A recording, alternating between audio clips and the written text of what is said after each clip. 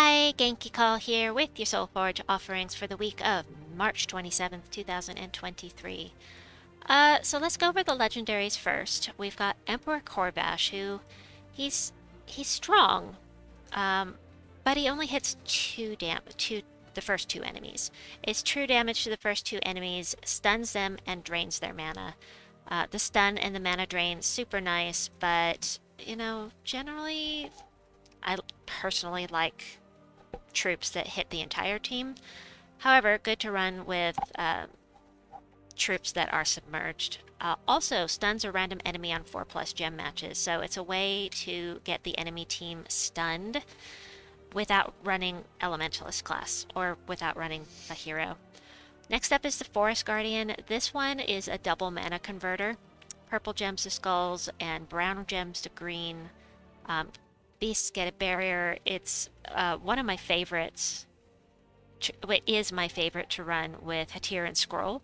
And I'll put a video at the end that you can click on, the end of this video, that explains that team. You have to stop and think with this team, but I love it. It's so fun. Anyway, Beast allies start with 50% mana, and that is what's very nice about this particular troop, that 50% mana, if you're running with beasts, of course. Otherwise, it's not helpful. Next up, we've got Soul Zara. Soul Zara does damage to an enemy. You gain 10 souls, and if the enemy's life is greater, does triple damage, and you gain triple souls as well. So she is a necromancer, so you have extra souls that you can gain from the battle. And she gains 5 magic when an enemy dies, so she can be very, very strong if their life is greater than hers, so good to use on high-level events and whatnot. And then we've got the Nutcracker, whom I am using in this week's event for Mana Gen. Eliminate all armor from one enemy, explode all gems of one of the enemy's colors. If they only have one, it's going to explode that one. If they have 3, then it's going to choose one. And then explode all stone blocks, which is not super relevant at this point. And then it is impervious as well. So that is it for the legendaries. Now, would I spend 800 diamonds on any of them? Personally, no. I don't think any of them are worth 800 diamonds unless you have to have them for your power levels, or if there's a team you're just dying to try out and you need that troop for the team. Anyway, as far as the... do I have this? Yes, I do. The mythics go. We've got El Magrim, who does damage to all enemies, creates 9 purple gems boosted by burning enemies, and he decreases all enemies' attack by 4 on 4+ gem matches. He is also impervious. El Magrim is good with the right team. You know, you run with something tons of purple, he can really loop like crazy, which is always a positive in my books. Next up is Doomclaw, who does damage to an enemy. It's not very much damage, but you get an additional 10 damage per enraged ally, and with separate 25% chances to devour the next enemy above and below, whether they're touching or not. This isn't splash damage, so it doesn't matter if there's a gap between the troops. I've had good luck with his devours, but it's just, you can't count on it, and that's why people don't like this particular troop. He himself is immune to devour, which is great in my opinion, and enrages a random ally on 4+ gem matches, so you don't have to run with something else to enrage them. You know, you can run with King Mikhail or whatever that enrages all allies if you want, but next up we've got, always here, the Archdeva. Oh, yeah, the Archdeva. Choose an ally, give them attack, life, and armor, and fill their mana. It can only be cast once, but it's a great way to tank, and especially for things that get a boost off of their attack, life, and armor, or any one of the 3. Also, Barrier and Bless a random ally when matching 4+ gems. Now the barrier alone, the bless alone are nice, but the barrier and bless, super nice, because the bless is going to remove any negative status effects. So if you're running against Elementalist class, for instance, it will remove that when you get a 4+ gem match. It's random which troop it chooses, but still, super nice for that third trait. And then we have Ullor. Ullor is fantastic for Guild Wars against those book teams. Those book teams! So on blue, brown, and purple day, really good for fighting those because he's going to eliminate attack from the first 2 enemies. That means that the skulls from the books aren't going to be able to hurt you as much. And then magic from the last 2 enemies, people usually run their book in the 3rd slot. And so it's going to remove the scatter damage as well. So, and drains all mana from the 2 strongest enemies. He's really nice for Guild Wars, as long as you can get him some mana. He also freezes and fairy fires a random enemy when matching blue gems.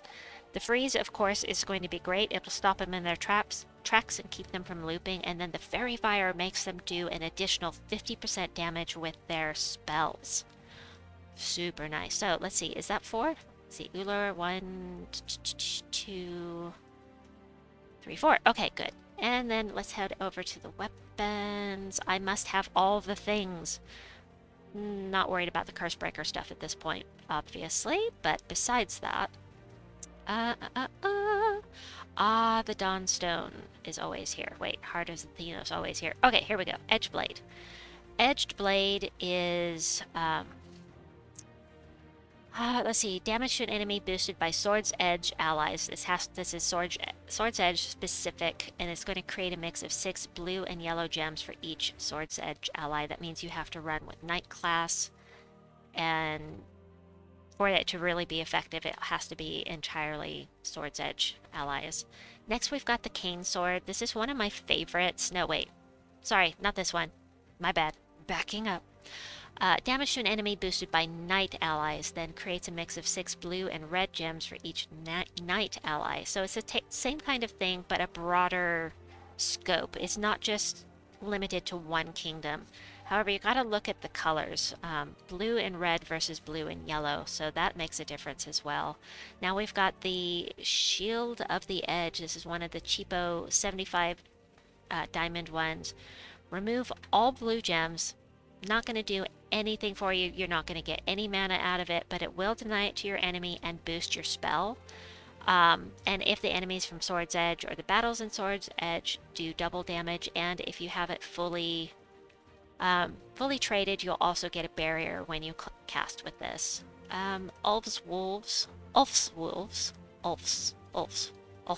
That's hard to say. Ulf's Wolves. This one does true damage to an enemy, and if they're undead, eliminate all of their armor so that your entire team will do true damage to them. I imagine that's what the point is. Blade of Nefertani.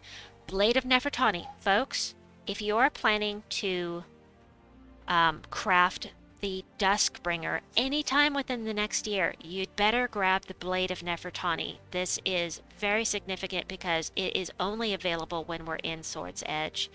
As far as what it does, deal damage to an enemy if the enemy uses purple mana, deathmark them. Fine. It's fine, but you must have this to craft Duskbringer. You can see it's right here. Alright, and Trick and Treat's always here. It's not supposed to be. It was supposed to come out a year and a half ago, but it's still here. Ebon's Hammer. This one explodes. This is the one I was thinking of. Explodes blue gems, grants a random status effect, and summons a knight. And uses red and brown. I love these weapons. They're my favorite type of weapon in the game. I love the mana gen off of them. And they all do something a little different. This one also will give you a barrier when you cast it. Flail of Guard, also a splody weapon that explodes blue gems. Grants a random status effect to all Sword's Edge allies. Wait.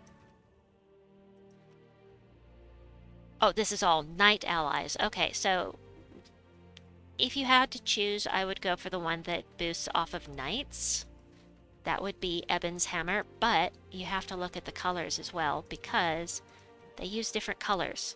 So personally, I have to have them both, not just because I don't ever want to get weapon blocked in a kingdom again on my power levels, but because they use different colors. They, I gotta have them. Oh, there's one more.